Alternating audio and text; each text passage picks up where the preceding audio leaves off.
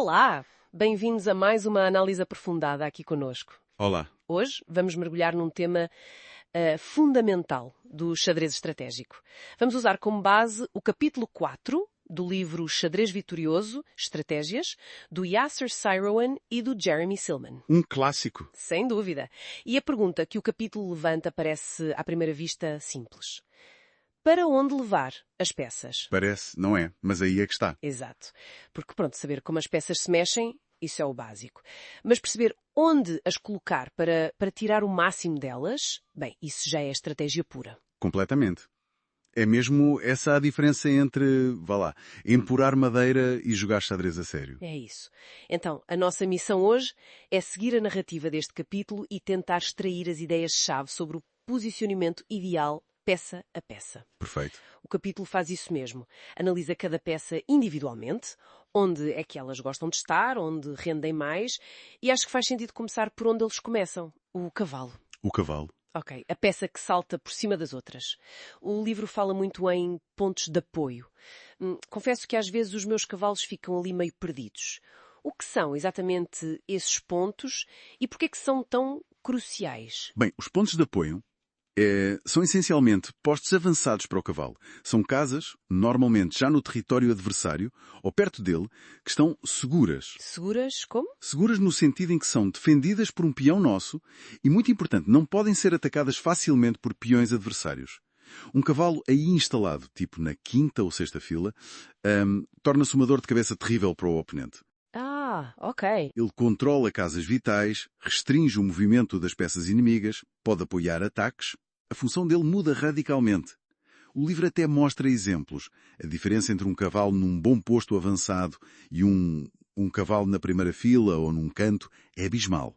Entendo. E os autores, o Seirawan e o Silman, eles notam que muitos amadores, tendem a não dar o devido valor a isto. Ou deixam os cavalos em sítios passivos, ou mexem-nos sem um plano claro para encontrar esses pontos fortes.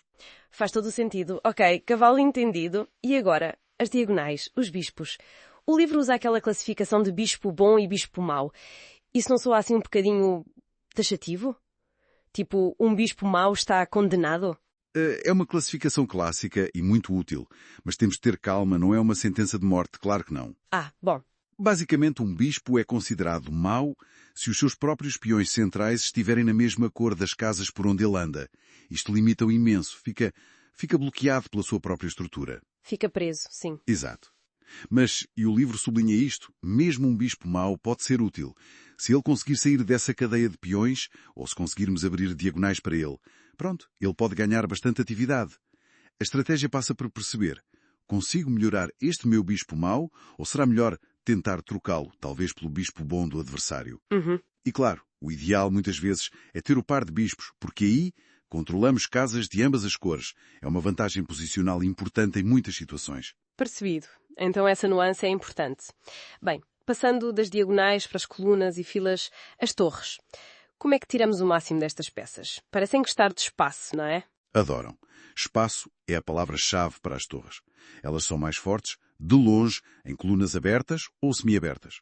Colunas campeões, certo? Exatamente, sem peões nenhuns, ou só com peões adversários, semi-aberta. Nessas colunas, elas exercem pressão, podem infiltrar-se no campo inimigo, e o capítulo destaca um objetivo estratégico clássico: controlar a sétima fila. A sétima fila. Porquê especificamente essa? Porque uma torre na sétima fila faz estragos. Ataca os peões adversários pela base, restringe o rei inimigo, é muitíssimo poderosa. E outra ideia forte que o livro menciona é dobrar as torres. As duas na mesma coluna. Isso mesmo, colocar as duas torres na mesma coluna, ou aberta ou semi-aberta. A pressão aí torna-se brutal. É uma arma posicional fortíssima. Ok, torres querem autoestradas e a sétima fila. E a dama, a peça mais poderosa? O livro dá alguma dica específica de onde levar a dama? Olha, a dama é tão flexível, não é? Move-se como torre e bispo, por isso não tem assim uma casa ideal tão definida como as outras. A sua força está nessa versatilidade. No entanto, o capítulo faz um alerta importante. Cuidado ao desenvolver a dama muito cedo no jogo, na abertura. Porquê? Por ser um alvo, precisamente.